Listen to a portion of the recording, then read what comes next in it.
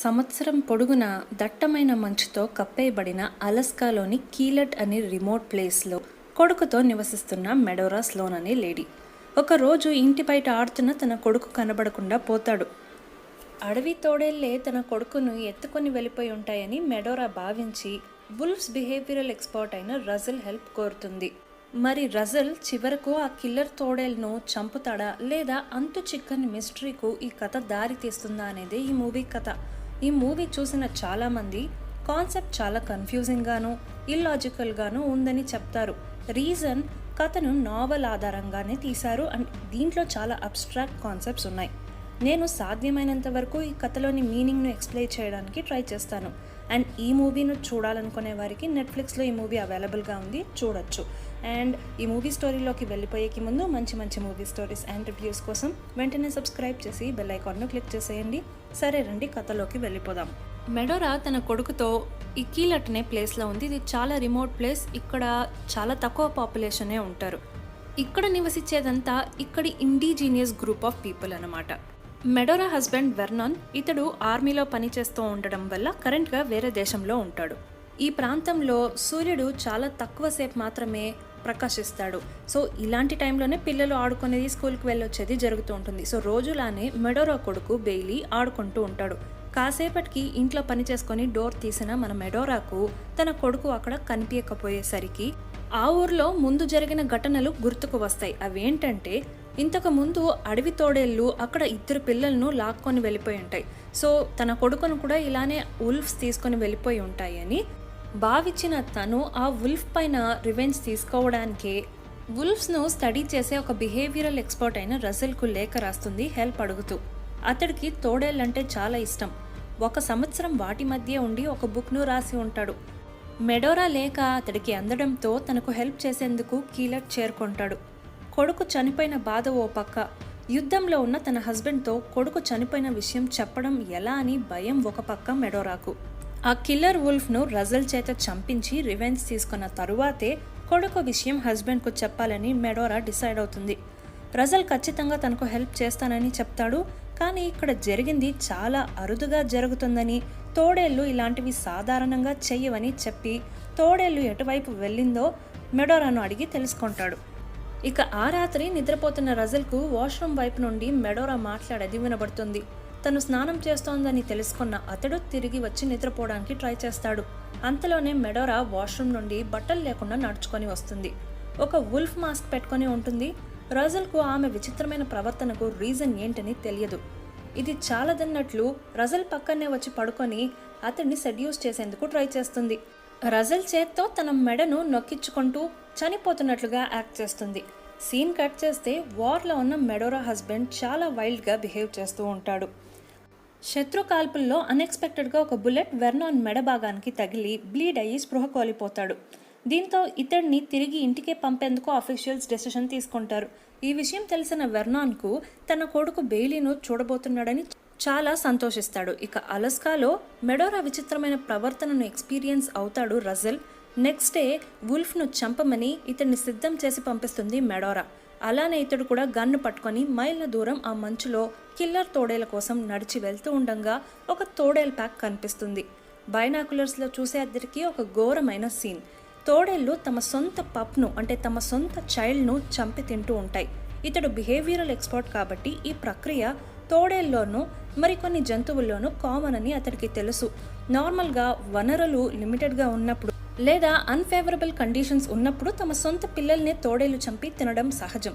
So ఇలా బైనాక్యులర్స్లో దీన్ని గమనిస్తూ ఉండగా ఐస్ స్లిప్పరీ అయ్యి రసెల్ జారి కింద పడతాడు.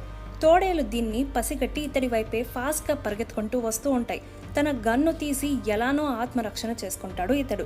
ఆల్మోస్ట్ ఇక వుల్ఫ్ రసల్ను అటాక్ చేసి రసల్ వాటిలో ఒకదాన్ని గన్తో షూట్ చేస్తాడు అని ఆడియన్స్ ఎదురు చూస్తూ ఉన్న పాయింట్లోనే ఆల్ఫా వుల్ఫ్ ఈ ప్యాక్నంతా అక్కడి నుండి తీసుకొని వెళ్ళిపోతుంది. దీనికి రీజనింగ్ వీడియో ప్రోగ్రెస్ అవుతూ చూద్దాం.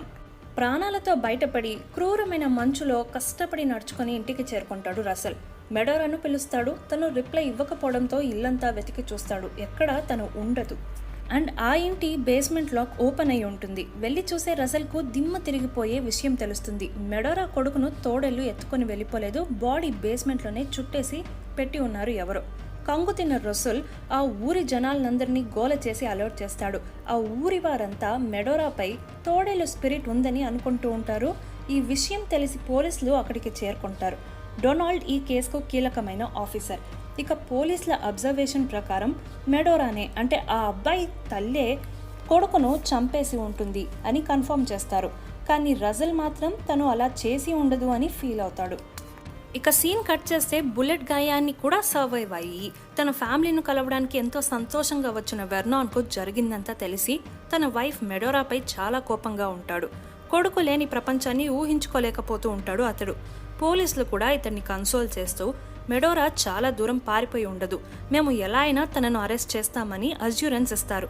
డొనాల్డ్ రజల్ను ఈ కేసు గురించి క్లూస్ దొరికేంత వరకు ఆ ఊళ్ళోనే ఉండమని హోటల్లో దింపడానికి స్టేషన్ వదిలి వెళ్తాడు. ఇదే టైంలో వెర్నాన్తో ఇంకో పోలీస్ చాలా ఫ్రెండ్లీగా మాట్లాడుతూ ఉంటాడు. ఇన్ఫ్యాక్ట్ తనకు ఫేవర్గానే కొడుకును చంపిన అమ్మేనా అన్నట్లు మాట్లాడుతూ ఉంటాడు. కాసేపు ఆ మాటలు విన్న వెర్నాన్ ఆ పోలీస్ను షూట్ చేసి చంపేస్తాడు. తన ఫ్రెండ్ చినాబ్తో పోస్ట్ మార్టం కోసం పోలీసులు కస్టడీలో ఉన్న తన కొడుకు బాడీను ఎత్తుకొచ్చి బరీ చేస్తాడు. చాలా మిస్టిఫైయింగ్గా తన చేతి నుండి తీసిన బ్లడ్తో ఆ శవపేటికపై ఏదో మార్క్స్ కూడా డ్రా చేస్తాడు. తన కొడుకును చంపిన దానికి తన భార్యపై రివెంజ్ అతడే తీసుకోవాలని పోలీసులు తనను ఏమీ చేయడానికి వీల్లేదని డిసైడ్ అవుతాడు వెర్నాన్.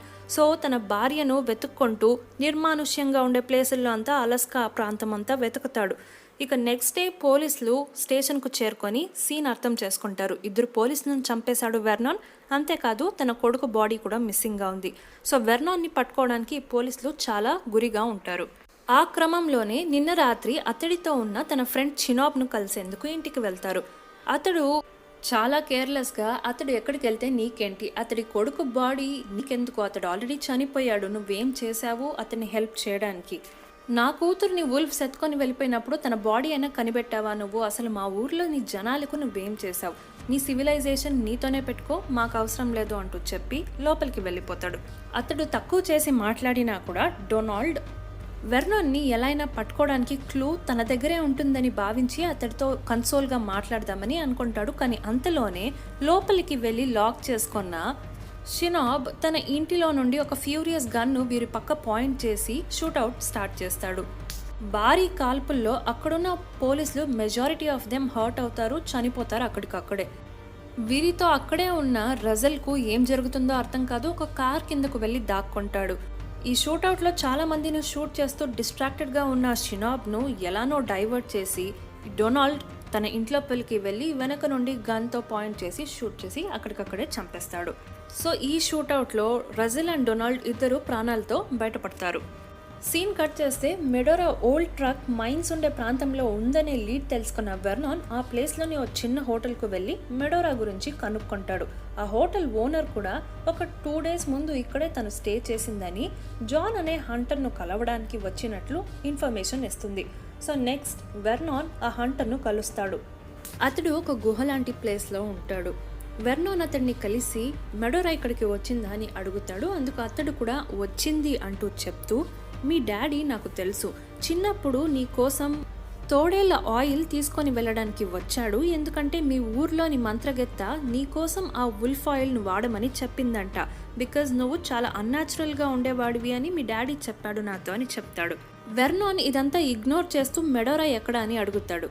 అందుకు అతడు తను ఎక్కడికి వెళ్ళిందో నాకు తెలియదు, కానీ వెళ్తూ వెళ్తూ తన మాస్క్ ఇక్కడే వదిలి వెళ్ళిపోయింది అని చెప్తాడు. అది చూసిన వెర్నాన్ అక్కడ ఇంకో మాస్క్ను వేసుకుంటాడు. ఆ హంటర్ను షూట్ చేసి చంపి ఆ కేవ్ నుండి బయటికి వచ్చేస్తాడు.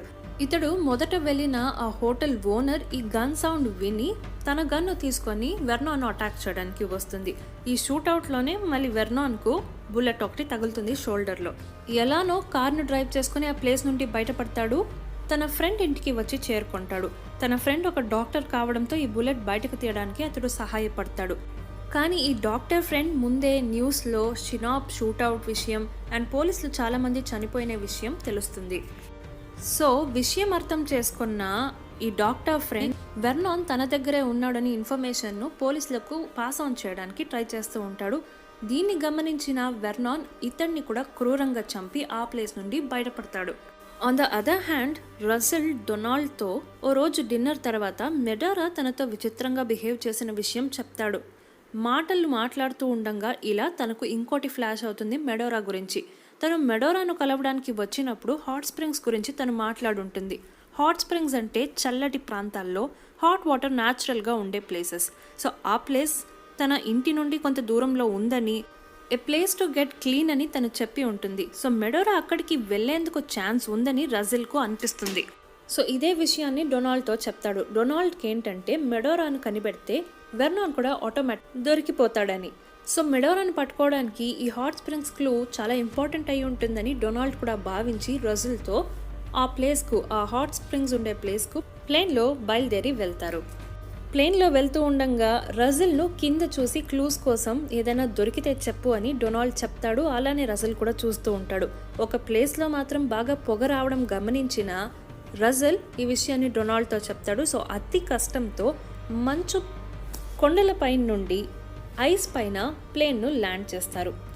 సో అక్కడ పొగ ఎక్కడి నుండి వస్తుందో వెతుక్కుంటూ వెళ్తూ ఉంటారు వీరిద్దరూ. సడన్గా రజిల్కు చెట్ల పొదల్లో ఎవరో కదిలేది తెలిసి బైనాక్యులర్స్లో చూస్తాడు. చూస్తే వెర్నాన్ ఆ వుల్ఫ్ మాస్క్ పెట్టుకొని డొనాల్డ్ వైపు ఆరో వదులుతాడు. నెక్స్ట్ సీన్లోనే డొనాల్డ్ బ్లీడ్ అయ్యి ప్రాణాలు వదులుతాడు. రజిల్ ఈ సీన్ చూసి ప్రాణాలను అరిచేతిలో పట్టుకొని అక్కడ ఉన్న గుహలోకి పరిగెత్తుతాడు. ఆ ప్లేస్ వేరేదో కాదు, వీరు వెతుక్కొని వచ్చిన ఆ హాట్ స్ప్రింగ్స్. రజిల్ గెస్ట్ చేసినట్లే మెడోరా అక్కడే ఉంది. తనను చూసి ఇతడు చాలా టెన్షన్గా వెర్నాన్ ఇక్కడే ఉన్నాడు, నిన్ను చంపేస్తాడు అంటూ ఉండంగానే వెనక నుండి ఆరో స్పీడ్గా వచ్చి రజిల్ ఎదలో గుచ్చుకోవడంతో అతడు పెయిన్తో అక్కడ పడిపోతాడు. రజిల్ వైపు బాణం వేసింది వేరెవరో కాదు, వెర్నాన్. ఇతడు అతి భయంకరంగా ఆ వుల్ఫ్ మాస్క్ని పెట్టుకొని ఆ కేవ్లోకి మెల్లగా నడుచుకొని మెడోరా వైపు వెళ్తాడు. ఈ సీన్ చూస్తున్న మనకు నెక్స్ట్ ఏం జరగబోతుందో అని చాలా టెన్స్డ్గా ఉంటుంది. కానీ ఆడియన్స్ ఊహలను తలకింద చేస్తూ వెర్నాన్ నడుచుకుంటూ మెడోరా దగ్గరకు వెళ్తాడు. తన మెడపై చెయ్యి వేసి నొక్కుతూ ఉంటాడు. ఆ పెయిన్ను మెడోరా కూడా భరిస్తూ ఉంటుంది. కానీ కాసేపటికే వీరి ప్రపంచంలోనే లేనట్లు పక్కన రజిల్ అక్కడే ప్రాణాలకు కొట్టుమిట్టాడుతోంది కూడా వీరు గమనించకుండా ఎక్స్ట్రీమ్గా రొమాన్స్ చేయడం బిగిన్ చేస్తారు. ఇది ఎందుకిలా అని వీడియో లాస్ట్లో చూద్దాం. ఇక కాసేపటికి మెడోరా అండ్ వెర్నాన్ అక్కడున్న వారి థింగ్స్ అంతా ప్యాక్ చేసుకొని బయటికి వెళ్ళిపోతూ ఉంటారు. వెళ్ళిపోతూ రజిల్ ఎదకు గుచ్చుకున్న ఆ ఆరోను తీస్తాడు వెర్నాన్. వారు అక్కడ నుండి వెళ్ళిపోయిన కాసేపటికి రజిల్ కూడా పాక్కుంటూ ఆ కేవ్ నుండి బయటకు వస్తాడు. బయటకు వచ్చిన అతడికి తెలిసేది ఏంటంటే అతడి బ్లడ్ స్మెల్ను పసిగట్టి ఒక తోడేళ్ల గుంపు ఇతడి కోసం వెయిట్ చేస్తోంది. ఇది చూసిన రజిల్ చావు తథ్యం అతడికి అని అనుకుంటున్నప్పుడే అటుగా వెళ్తున్న ఇద్దరు ఇతడిని హెల్ప్ చేసి అక్కడ నుండి ప్రొటెక్ట్ చేస్తారు. సీన్ కట్ చేస్తే లాస్ట్లో రజిల్ హాస్పిటల్ బెడ్ పై కూర్చొని తన కూతురుతో మాట్లాడుతూ ఏం జరిగిందో చెప్తూ ఉంటాడు. ఇలా ఈ మూవీ ఎండ్ అవుతుంది. సరే, ఇప్పుడు ఈ మూవీలోని డెప్స్ అండ్ డీప్ మీనింగ్ ఏంటో చూసేద్దాం రండి.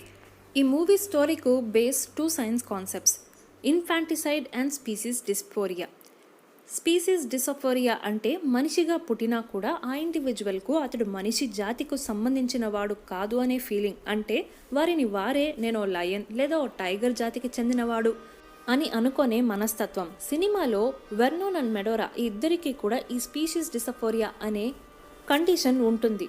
వారిని వారు తోడేళ్ల లాగా ఫీల్ అవుతూ ఉంటారు. ఆ కిక్ కోసమే వుల్ఫ్ మాస్కులను వేసుకొని తిరుగుతూ ఉంటారు. సో ఈ కారణానికే రివెంజ్ తీసుకోవాలని బయలుదేరిన వెర్నాన్ తీరా మెడోరాను చూసేసరికి అన్ఫేవరబుల్ కండిషన్స్లో ఎలా అయితే తోడేళ్లు తమ పిల్లలను చంపి తింటాయో అదే విధంగా తన అన్ఫేవరబుల్ కండిషన్ అంటే తన ఒంటరితనాన్ని భరించలేకుండా తన కొడుకును చంపి తన భర్తను ఇక్కడికి రంపించడానికే ఇలా చేసిందని భావించిన అతడు కూడా ఒక వుల్ఫ్ స్వభావస్తుడే కాబట్టి తన భార్య చేసింది పెద్ద విషయంగానే అతడు కన్సిడర్ చేయడు. తీరా ఇక్కడికి వచ్చి తనతో రొమాన్స్ చేస్తూ ఎండప్ అవుతాడు. ఇక హంటర్ను ఎందుకు చంపాడు వెర్నాన్?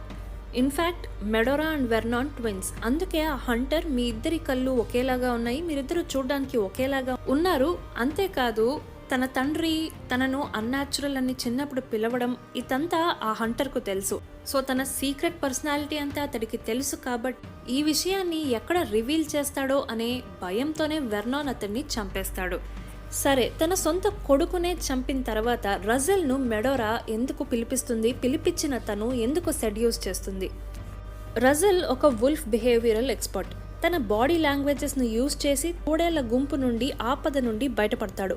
అండ్ తమ జాతిను బాగా స్టడీ చేశాడు కాబట్టి మెడోరా అతన్ని జరిగిన దానికి విట్నెస్గా ఈ స్టోరీ బయట ప్రపంచానికి వుల్ఫ్స్ పైన రాసిన బుక్ లాగా వీరిపై కూడా రాపించడానికి పిలిపిస్తుంది. అండ్ స్టార్ట్లో రజల్ను మెడోరా సెడ్యూస్ చేసేటప్పుడు చంపేట్లుగా రజల్ చేతులను మెడపై నొక్కిస్తుంది. తను ఒక హ్యూమన్ కాదు, వుల్ఫ్ అని, యానిమల్స్కు sexual orientation and faith keeping ఉండదు అని ఇండికేట్ చేస్తూ తను హ్యూమన్ పర్సనాలిటీను రజల్ చేత చంపించినట్లుగా అర్థం. సో ఓవరాల్గా కథ కాస్త ఇల్లాజికల్గానే ఉన్నా ఈ మూవీ చూసేటప్పుడు ఆ థ్రిల్ మాత్రం సూపర్గా ఉంటుంది. ఇది ఈ మూవీ స్టోరీ. ఇంకో మూవీ స్టోరీతో మళ్ళీ కలుద్దాం. మరి ఆ వీడియోస్ మీరు మిస్ అవ్వకూడదంటే వెంటనే సబ్స్క్రైబ్ చేసి బెల్ ఐకాన్ని క్లిక్ చేసేయండి. ఇక ఈ వీడియో మీకు నచ్చితే లైక్, షేర్ అండ్